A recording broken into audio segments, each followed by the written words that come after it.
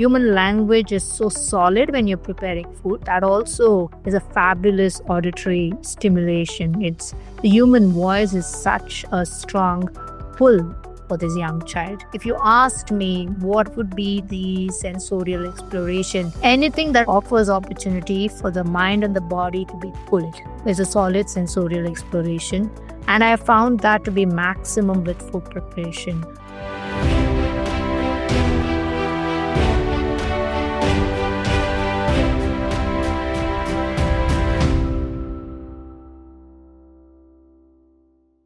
We could have Montessori parents, and there are a lot of videos and online things, and parents might want to create an environment in their homes which is Montessori based. What are some of the areas to consider? And I appreciated what you said about the space. It doesn't have to be extremely expensive. It doesn't have to have so many things, and it doesn't have to be large. So for any parent, what are some of the basic things to consider in a home? Johi, before I start answering that, I want to talk about, many a times, there's this belief that Montessori means shelves and materials, shelves and activities. And I want to say that, that is secondary. Montessori is opening up the opportunities to do life on a day-to-day basis. Montessori can be done without the shelf and without the expensive materials or the developmental aids. It can be made possible just with things that you put together at home, especially for children from birth to 3. And I'm a strong advocate that can be done at every plane. That's in the 3 to 6 environment, the 6 to 12, or the 12 to 18 as well.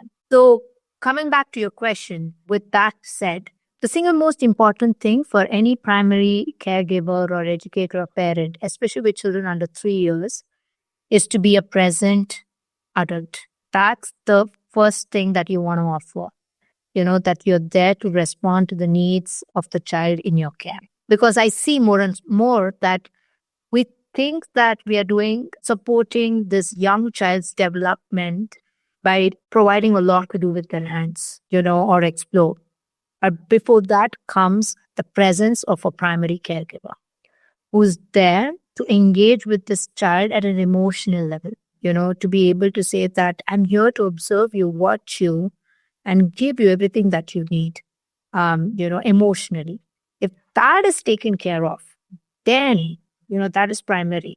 That is the single most important thing.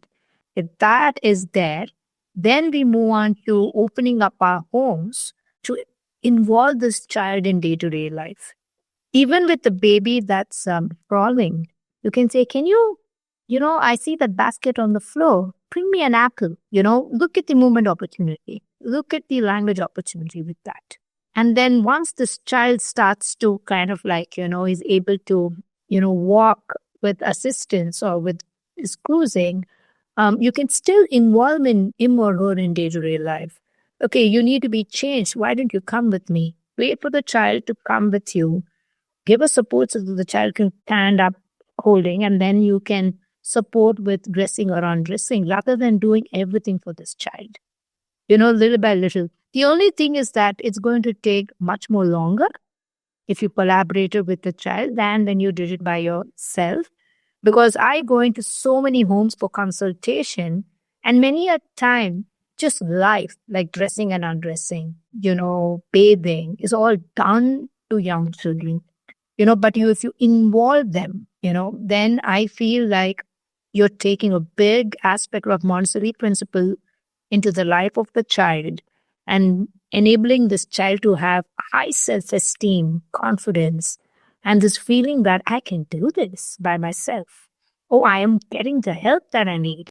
Involving children in day-to-day life would be my single most important recommendation in whatever aspects that you can, because I understand that the home is a space both for the adults and for the young child, somewhere to enable that. It can be a simple thing like setting up a stool near the sinks so that, the child can access the sink, and then making sure that the toilet is set up in such a way that the child can get in and get out independently. There are so many tools now available in the market that you can use based on what is available to ensure that the child is not dependent on you all the time to access the toilet, to access the water source, or to be part of life around you.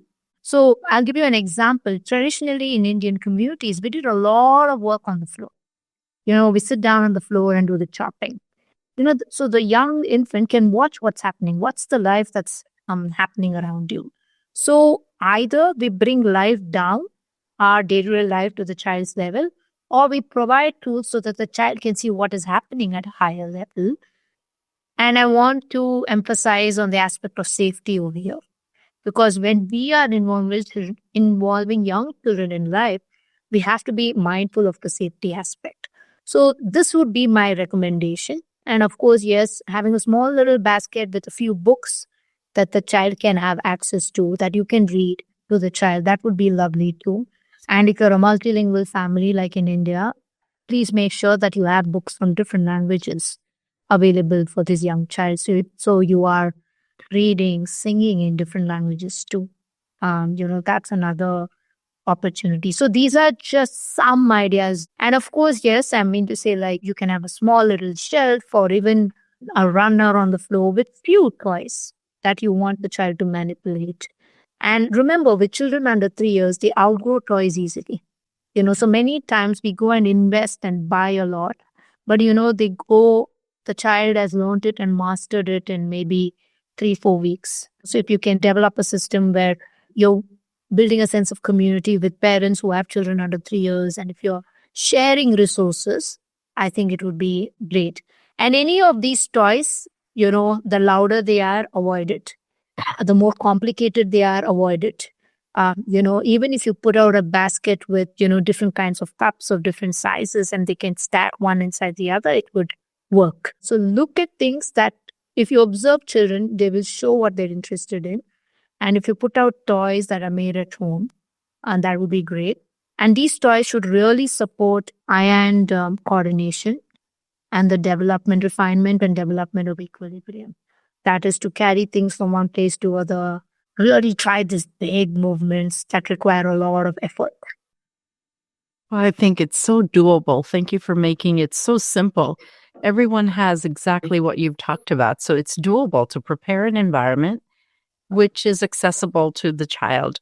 And it reminds me as you speak and you share about India, my childhood, where things are on the floor, you're crawling around or you're walking.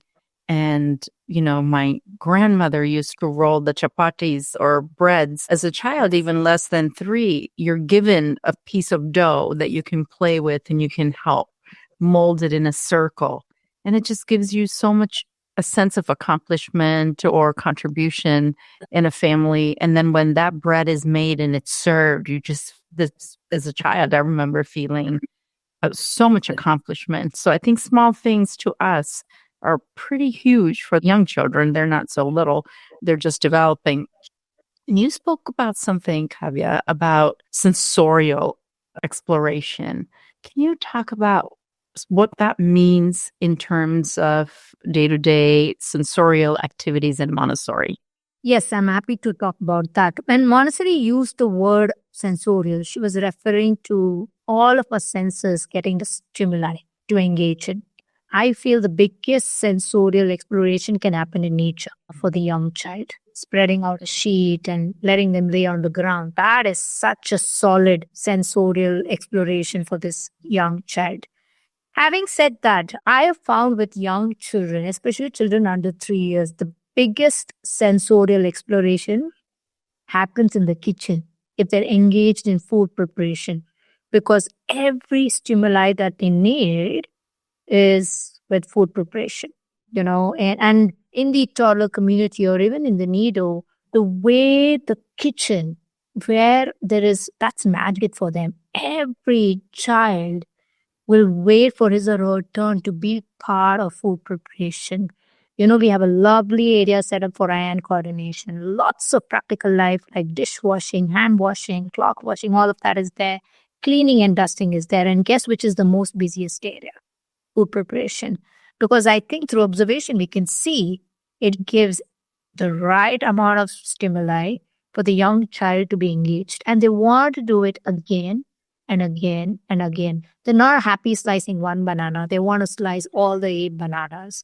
They're not happy segmenting just one orange. They want to finish up all of the oranges. Engaging young children, be it at home in the community with food preparation. I know the laws in different countries are different, but food preparation is magical for a solid sensorial exploration. And depending on the country that you're in, I feel like, if you have restrictions around using knife, you can still offer simple exploration around shelling peas or picking grapes, taking them out. All of those are great. At our school, at the Montessori school, they offer such variety. They're making breads like rolling chapatis, as you said, washing rice, slicing cucumbers, papayas, mangoes. All of those are happening. Of course, the adult, the prepared guide prepares them. You can't expect a toddler to take a full papaya and slice it from start to finish. We keep them ready in long slices and they further break it down. So they thoroughly enjoyed that. And anything got to do with cleaning up is a fabulous sensorial exploration. Oh, there's water on the floor. Let's go get the mop and dry it up. And human language. Human language is so solid when you're preparing food. That also is a fabulous auditory stimulation. It's the human voice is such a strong pull for this young child. If you asked me what would be the sensorial exploration, anything that offers opportunity for the mind and the body to be pulled is a solid sensorial exploration. And I found that to be maximum with food preparation. Of course, working with crayons, working with paint, all of that is exciting, but nothing like preparing food. It's messy, it's squishy, squashy, all of those things. And then I think there's a deep need that gets satisfied when they're engaged in food preparation. It's the busiest area. It's the busiest area.